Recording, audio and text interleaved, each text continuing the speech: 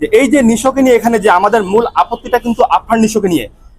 এই তাণ্ডব মুভির সাথে সাকিব ভাইয়ের পাশে ক্যামিও দিতে যাকে ইচ্ছা তাকে নিক, কি হিরো আলম, শরীফুল্লাহ, যে যাকে ইচ্ছা নিক, এখানে আমাদের কিন্তু কোনো আপত্তি নেই। কিন্তু আমাদের মূল আপত্তি আফরান নিশোতে, আমাদের এটাই সমস্যা। কারণ আপনারা দেখেছেন ইতিপূর্বে একটা শোয়ের মাধ্যমে সে আমাদের সাকিব ভাইকে যেভাবে অপমান করে অট্টহাসি দিয়ে কথা বলেছে, সেই ক্ষতটা এখনো আমাদের হৃদয়ে দাগ কেটে আছে, এখন পর্যন্ত এটা যায়নি।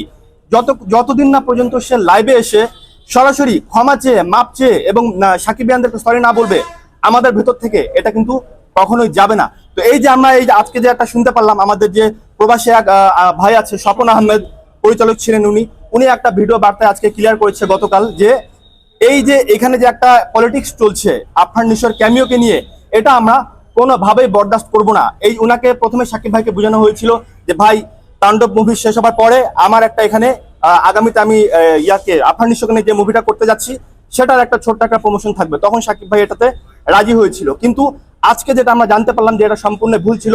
সাকিব ভাইকে এখানে পলিটিক্যাল ভাবে ব্ল্যাকমেইল করা হচ্ছে, নানা রকম ইস্যু এখানে আছে, এত কিছু বলা যাবে না। কিন্তু আমাদের কথা একটাই, আফরান নিশো থাকুক, কোনো সমস্যা নেই। কিন্তু এত যদি তার আমাদের মেগাস্টারের মুভিতে ক্যামিও দেওয়ার শখ থাকে, সে প্রকাশ্যে ভিডিও করে একটা ভিডিও বার্তায় সাকিব ভাইয়ের কাছে ক্ষমা চাবে যে ভাইয়া, আপনি আমার বয়সে 3 বছরের বড়, আমি যেটা করেছিলাম সেটা আমি ভুল করেছিলাম, আপনি আমাকে মাফ করে দেন, আপনার মুভিতে আমি ক্যামিও দিচ্ছি, আপনার ভক্তরা আমাকে মানতে চাইছে না, আমি তাদেরকেও সরি বলছি। এটা যদি সে করে তাহলে আমরা সেটা অ্যাকসেপ্ট করবো। নতুবা আমাদের এই যে আমরা যে বয়কটের ডাক দিয়েছি তাণ্ডব মুভিকে, আলটিমেটলি দেখেন আমরা যতই বলি, কিন্তু দিন শেষে আমরা কিন্তু একবার হলেও মুভিটা দেখতে যাবোই, কারণ সাকিব ভাই। কিন্তু আমরা ভক্তরা যে ছবি 7 বার, 8 বার, 9 বার, 10 বার পর্যন্ত সিনেমা হলে যে দেখি, এটা আমরা করবো না। এবং আমরা যারা পাবলিক হল রিয়াকশন নেই, হলে হলে যে প্রচার করি, এটাও আমরা করবো না। আমরা সাকিব ভাইকে ভালোবেসে তাণ্ডব একবার দেখতে পারি, কিন্তু দিন শেষে আমাদের মন্তব্য এবং আমাদের কথা স্পষ্টভাবে বলতে চাই, তাণ্ডব আমরা বয়কট করলাম যদি না আফরান নিশো মাপ না চায়, প্রকাশ্যে ক্ষমা না চায়।